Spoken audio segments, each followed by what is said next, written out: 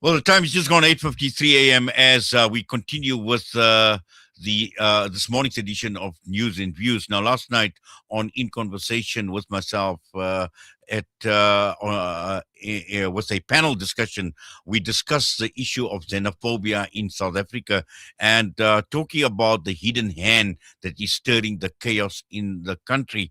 Now, we had a very, very powerful panel that was assembled. We had Sharon, Ekambaram, who is the head of Refugee and Migrant Rights Program in South Africa. We had Julie Eccles, who is a writer and a political organizer. We had Professor Loren Landau with the Wits Center for Migration. We had global investor and entrepreneur Professor Mthunzi Mdwaba, that were all part and parcel. And I must say, it was quite an explosive, but also an eye opener in a sense that it was a very, very rich discussion to discuss this problem and where we are as a country when it comes to xenophobia, when it comes to Afrophobia. So I think it's just important for us to actually replay some of the discussion that we had last night. Take a listen. And by non-political actors, are you referring to the vigilante March groups? in March, Operation Dudula, the like, yes. But I agree with what Julie says. I think March and March is very closely associated with the MK party. Operation Dudula, their leader has now gone and joined Action SA. So there is a very opportunistic relationship between these vigilante groups and the political parties that are xenophobic, but have also taken a very strong stand against South Africa taking Israel to the International Criminal Court with respect to the genocide taking place in Gaza. So these are the politics that is informing the hatred that's being fueled. And I just want to underscore that it is targeting predominantly Black people from the African continent. Why I would disagree with the professor about whether this is xenophobia or not is that it is exactly the same phenomenon that is taking place in America, keeping out people from South America who happen to have a brown skin or a black skin. It's the fortification of Europe to keep out Black bodies from Europe. And we are seeing then a similar weaponization of nationalism and targeting Black people. But I think the thing we should be talking about, because there's no human being is illegal. There are undocumented migrants, and there's very good reason why they're undocumented.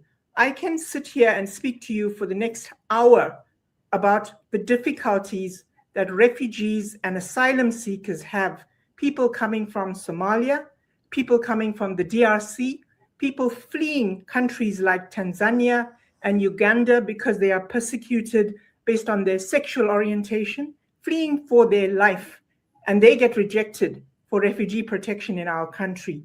And there's a serious crisis of documentation of the asylum system, which is dysfunctional, if not has institutionalized xenophobia. So what we should be talking about is why is it that there's this convergence by political parties, including what used to be the ruling party, blaming the migrants for our social ills. And I think that the success of this xenophobia and the emergence of the vigilante groups is that we're all failing to hold the government to account for the corruption that's taking place, the looting of resources that should be going towards addressing the severe inequality. We're the most unequal society in the world. And that is located in our past. It's located in colonization, and it's located in the apartheid past. But this government has a constitutional obligation to transform South Africa, and it has failed 32 years, and we've not seen transformation. And so I think that's the discussion we should be having, because most research confirms that migrants in whatever form, documented or not, make a positive contribution to a country, if not just in terms of the fact that as a country, our gift is our diversity to the world.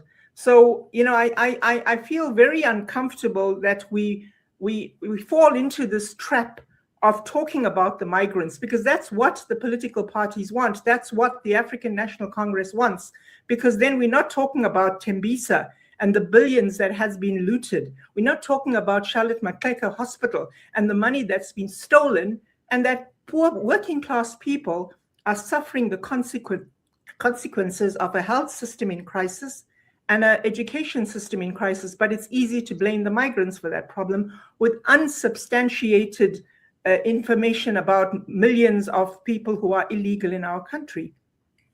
Well, absolutely, Sharon. And I think, one can actually unpack that in a lot more detail in terms of what you've said. And one cannot agree more in terms of what you are saying, because together with that, the state of joblessness, we've had, so many talk shops over a period of time to address the unemployment problem in this country. University students that are walking the street that can't find jobs. And, putting all of that into perspective tells us that we have a much bigger problem than just the issue regarding migrants or the migrant problem in this country. But Julie, just to come back and just to unpack what we are really talking about and to look at migrants who are seen to be a threat, a Zimbabwean gardener, a Malawian laborer, a Mozambican construction worker, a Congolese shopkeeper, a Somalian. Now, all of these people are actually being blamed as invaders in this country. They are denounced for consuming our resources in already, our overcrowded infrastructure, whether we're talking about clinics, we're talking of hospitals, we're talking of schools, and all of this is creating that hysteria as well. And these are people that are taking our jobs, because that seems to be the common theme. And just your thoughts, Julie, when one unpacks this to this level where ordinary people who are looking to survive are being scapegoated and targeted in this manner. Yeah, absolutely. Joseph Goebbels said that if you tell a big lie and you tell it often enough, it becomes true. This movement that we're seeing, this hateful movement, is completely irrational. We know that people are suffering. They have a lack of healthcare. Clinics are overcrowded in Gauteng, etc. The reason for that is because, as Sharon pointed out, the systemic failure, the stealing and looting of billions by our government, which could build multiple clinics and staff them and equip them, several times over. We don't have an overcrowding problem in the country. We have a problem of resource distribution. We have a problem of inequality. We have a lot of money. We have a lot of resources. And we're not using those resources. We're not using our wealth to look after people and ensure that their basic human rights are met. There are other countries with much, much more people, with tens of millions more people than us. China has 1.6 billion people, but they don't have the unemployment problem that we have. A migrant and a South African, can equally contribute to the economy, can equally spend in the economy. But for some reason, a migrant becomes a criminal or an illegal person, as if they're not really human, as if they're not really, also making perfectly good contribution in this country. But this framing is absolutely convenient for billionaires, right? We had a very lively debate going on, a national debate about land redistribution, about universal housing, about a jobs guarantee. All of these things are possible, but suddenly and conveniently, the debate has shifted to migrants who are not in office, who are not billionaires, who are not in charge of this country. And I want to give maybe just one or two names that we should be looking into. And one name is Martin Marshall, who is a billionaire who made his money from online gambling, which is a very predatory industry. And Martin Marshall has donated to quite a few political parties, but he's donated at least 40 million to Action SA, a party that doesn't even have, a seat in parliament. A very small party, but that is incredibly vocal and incredibly active online and in the media space, and has become like this larger than life voice. And Martin Marshall is an Israeli billionaire and a dyed-in-the-wool Zionist he has aspirations to turn South Africa into whatever his vision is, which is a country that would be run by a coalition of Inkatha, Action SA, the DA, and the SA DP. So, the SACP. So he's written about this. He's quite open about this, and it's quite interesting that conveniently the conversation has shifted away from the ultra wealthy who are making these kind of political donations, and I would suggest that the other entity that we should look at is the billionaire Zulu royal family and entities like that, who also seek to benefit from these kind of not just xenophobic but tribalistic divisions, because the Zulu royal family derives its power not from the state, not from votes, but from ethnicity. And we've seen that after the March and March sort of terror campaigns that have gone around in KZN, now you have Pakulim Tekati and Nkunu going around and extorting protection money out of shopkeepers and so on, exerting their power over communities. And at the same time, they're being gifted 700,000 Rand vehicles from attaches of the Zulu royal family. So we're seeing a convergence of all these right-wing influences and the ultra-wealthy. And, the victim at the end of the day is not just migrants, it's also poor working class South Africans who have to bear the brunt of this system at the end of the day and who are being fooled into a false campaign that makes them hate their neighbor at the end of the day. Well, Julie, I think that's very, very powerful and a very profound argument that you've actually put forward. And I think it's something that, Prof. Loren, that one needs to delve in a lot deeper, because on the one hand, you have got a government, you have got political parties that speak endlessly about transformation, about equality, about anti-colonial solidarity.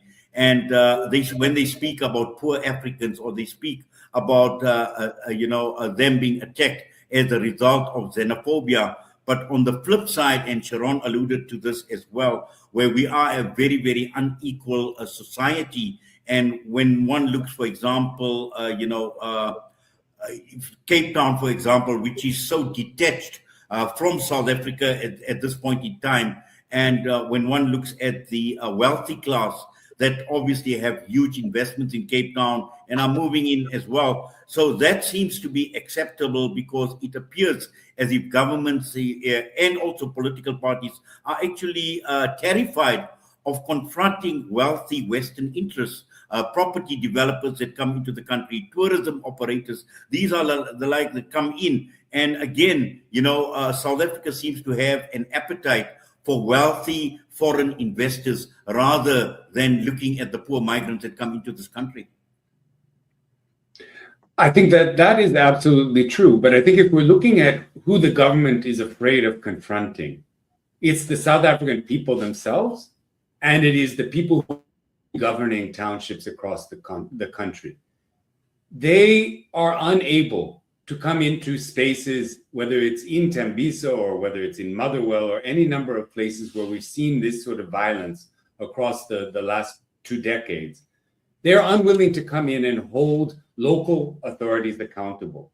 They're unwilling to come and charge an Induna with fostering violence. So yes, they may be working on behalf of or aiding international capital, political leaders, but I think the real fear is about what it means if they actually got on the ground and had to confront South Africans and say, we're here, we're going to break up the war with the groups who control your townships. We're going to actually enforce our laws and ensure that South Africans and everybody else pays taxes, follows the laws, builds where they're supposed to build, doesn't sell drugs. I think this is the real fear from that side of government. It's not about whether they offend the international elite. That's there for sure. But I think the South African government knows that what is going to undo it is not the international community, it's its own people. Yes, Prof. And also, Prof. Mthunzi, when one looks at the problem that we are discussing, seems to be a recurring problem. It's an ongoing problem because it's every now and then where it rears its ugly head. If we haven't learned our lessons from the 2021 riots that had taken place, and we haven't even recovered from those riots at this point in time, and now that what we are seeing, we're talking about the March on March, talking about June the 30th as well. And if we haven't recovered from 2021, if we haven't learned any lessons from 2021, will we ever learn if we allow this type of situation to continue?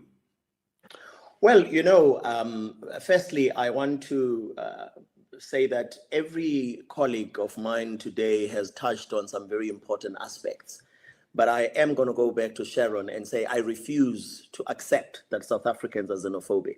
There is no such a thing as a South African that is xenophobic. That, for me, as a principle, is not accepted. Tribalistic, as Julie talks, yes. Ethnicity, yes, because it comes from our socio-historical, structural challenges that we've always had. That's how the Inkatha was born. It came out of being Zulu. The ANC, people will say it came out of being Xhosa, but actually it was both Zulu and Xhosa. So there is those, the National Party, the DA, all of them come from splinter groups within the diversity of who we are. But we are in a geopolitical complex and polar world. So there will be opportunists globally and locally. I'm happy that Julie's mentioned, the Israeli elements in this, because you must remember, we're not very popular with our pro-Palestine stance as South Africa. We have countries that we know are being looked after by countries like the US, by Israel, countries that are deliberately going out of their way to make South Africa look bad. You pick these messages up all over social media, even people from those countries who are saying, this is cooked, it's not real. But having said that, though, let us also pay attention to how this came about. And how this came about, Prof, other than the fact that there's always a third force being opportunistic and fueling these things and looking at how they can leverage it to their advantage. The fact of the matter, as colleagues have said, we have an economy that is failing its people. We have an economy that does not result in job creation. We have an economy that is not competitive at all. From a competitiveness point of view, if you look at the last 14 years, from when, 14, 15 years, we used to be like number 44 out of 63 countries in the global competitiveness index. We are now number 62 out of 65. We're almost touching the barrel, right? Then we have a situation where the reality of the situation is that we've always had what is called in the ILO. When I was in the ILO and was leading the employers of the world, South Africa was always very topical in the ILO, because when you look at the decent country work programs, we always had deficits of inspectors, where our inspectors have got much, much worse over time.